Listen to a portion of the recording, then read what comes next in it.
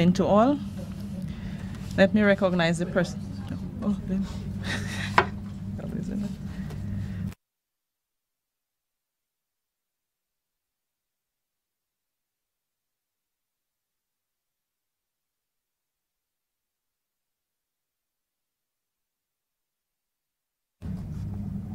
okay.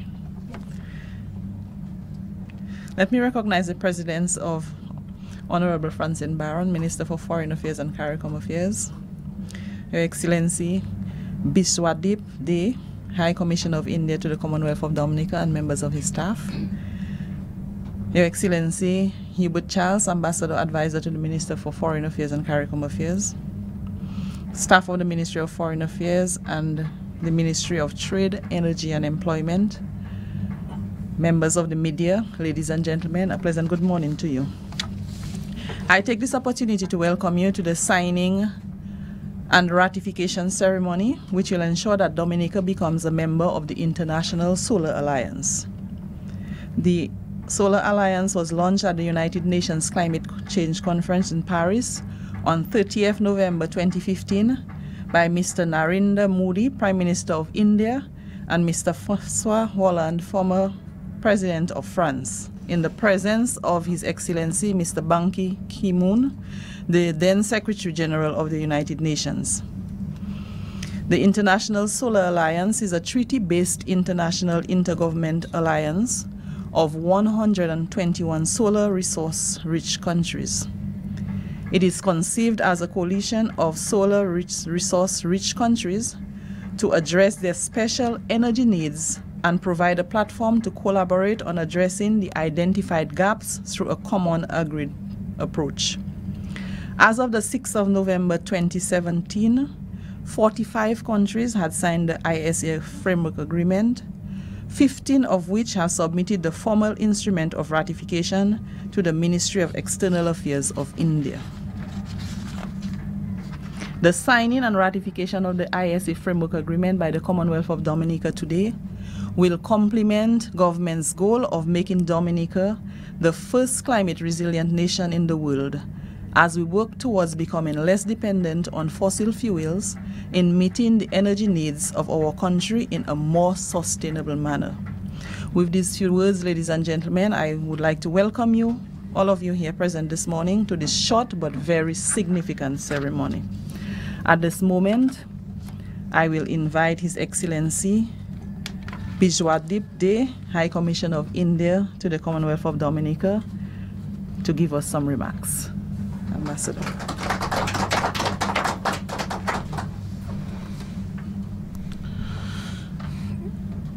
Honorable Francine Baron, Minister of Foreign Affairs and CARICOM Affairs, Your Excellency Hubert Charles, Ambassador and Advisor to the Minister for Foreign Affairs and CARICOM Affairs, Mrs.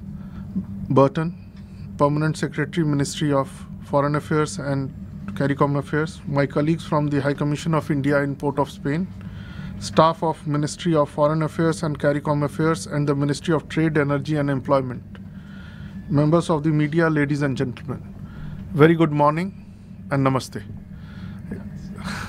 It's a very significant occasion, as Madam Chair mentioned, that Commonwealth of Dominica signing the Framework Agreement of International Solar Alliance.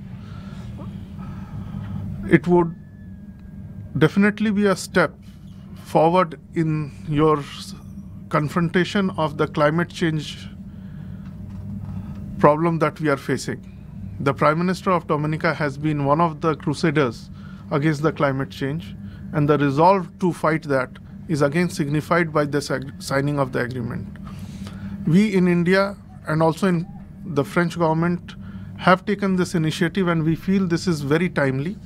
And for Commonwealth of Dominica, definitely solar energy would go a long way to not only make self-sustained effort to fight the climate change, but also bring in changes in the day-to-day life of people.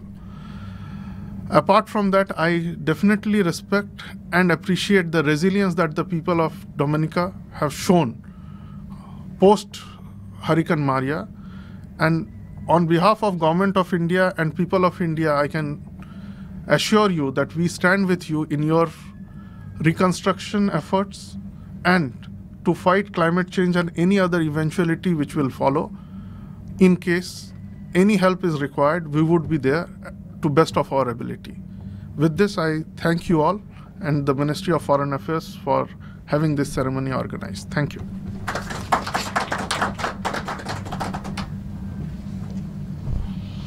Thank you very much, Ambassador. I know that you have been at us for a number of months now to ensure that we did this ceremony, and we are happy to be here this morning.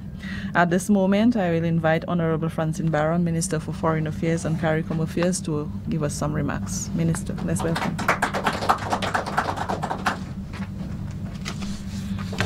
Thank you, Madam Permanent Secretary. Let me recognize, first of all, Your Excellency Bishwadip De, the High Commissioner of India to the Commonwealth of Dominica, Your Excellency Hubert Charles, Special Advisor to the Minister of Foreign Affairs, Mrs. Silvani Burton, Permanent Secretary in the Ministry of Foreign Affairs, Mrs. Sonia Akpa, Director of Political Affairs, staff of the High Commission of India in Port of Spain, Trinidad, and staff of the Ministry of Foreign Affairs and the Ministry of Trade, Energy and Employment, members of the media, ladies and gentlemen, those listening to us via the radio. In December 2015, on the margins of COP21 Intergovernmental Conference on Climate Change, the Prime Minister of India and the President of France joined in launching the Paris Declaration on the International Solar Alliance. The alliance has as one of its main goals the coordination of international efforts to exploit solar energy in the interest of sustainable development and of the prosperity of the citizens of its member states. Today, the Commonwealth of Dominica will join 46 other United Nations member countries in signing the framework agreement of the International Solar Alliance, becoming the third Caribbean country to become a founding member of this important initiative. I am pleased, therefore, to welcome High Commissioner Bishwadip De to Dominica and to the signing ceremony.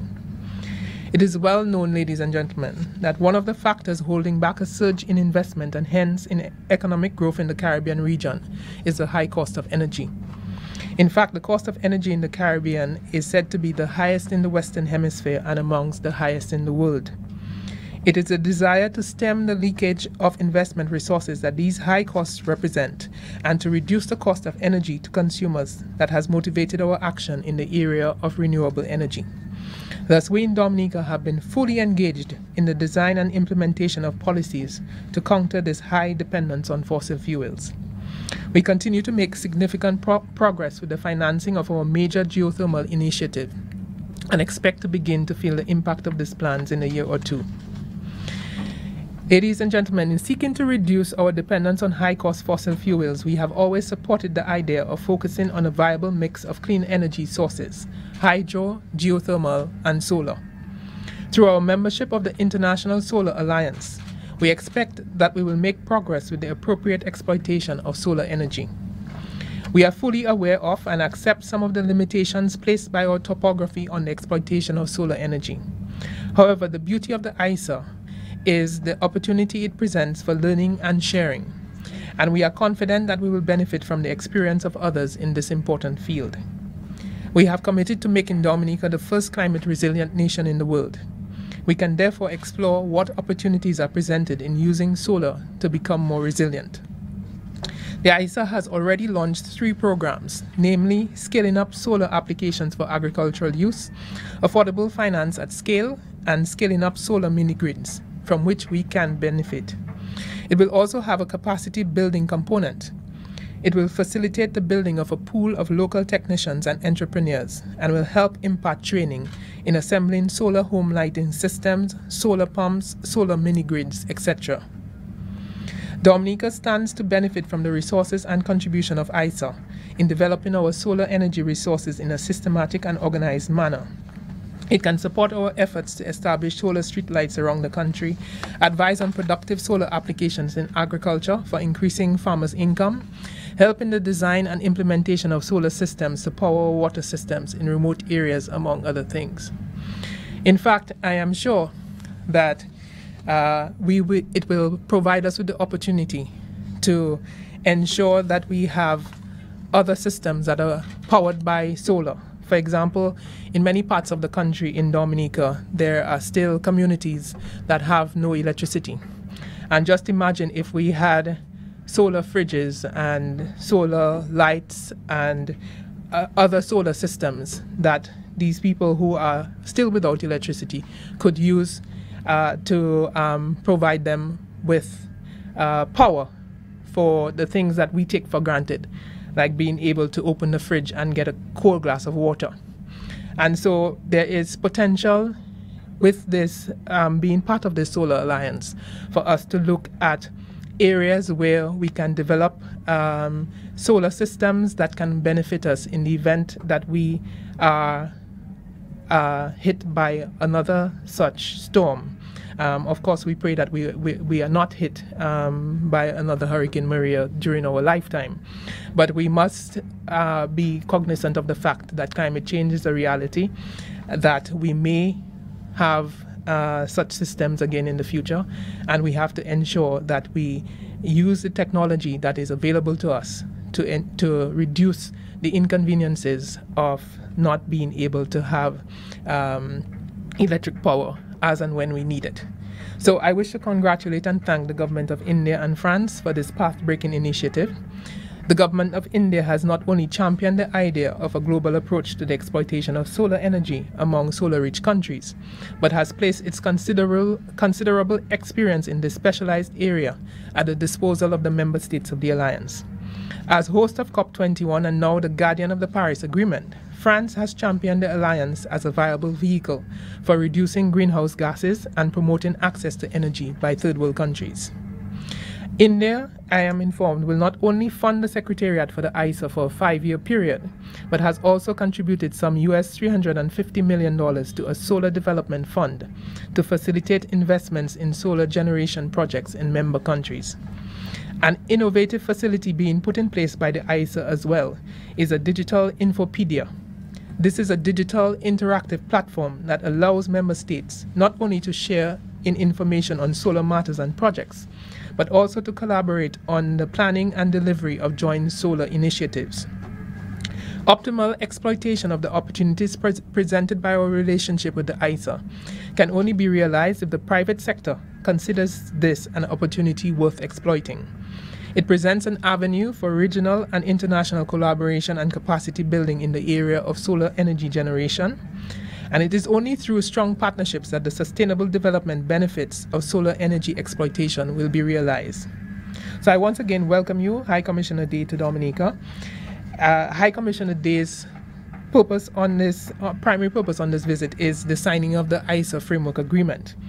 We hope, however, that he will also take the opportunity to become even more familiar with the particular strategy that we have adopted for the reconstruction of our country following Hurricane Maria. Our hope is that the hands of friendship that has been extended to us in IT, as you would know, the government of India has funded our resource center at the State College, and also they have assisted in human resource development through the iTech program. They have provided assistance in agriculture, and now in solar energy. We expect their assistance will also be further extended to areas of adaptation and resilience building as we push ahead with our plans to establish the world's first climate resilient nation. Capacity building in clean renewable energy is a good place to start, and we think that other and equally exciting areas of collaboration beckon. So thank you very much for being here today to witness the signing of this agreement. Thank you.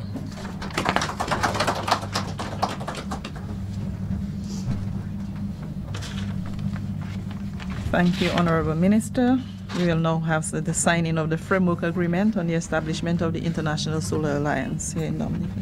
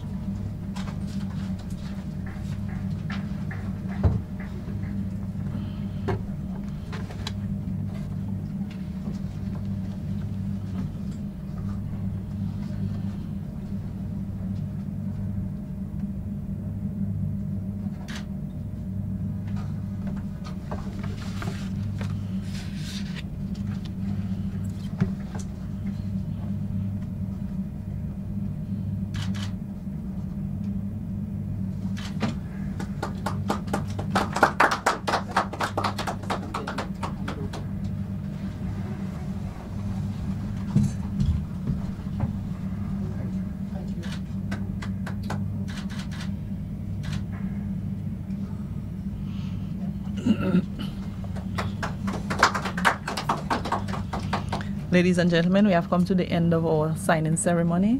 But before we leave, I'd just like to say a hearty thank you again to High Commissioner Day and of course members of his staff who are here with us this morning. As Minister mentioned, he came specifically for that. He was here with us not too long, and he indicated that if we're prepared to sign, he will come, and he made the trip to come. So we want to thank you again, High Commissioner and members of your staff.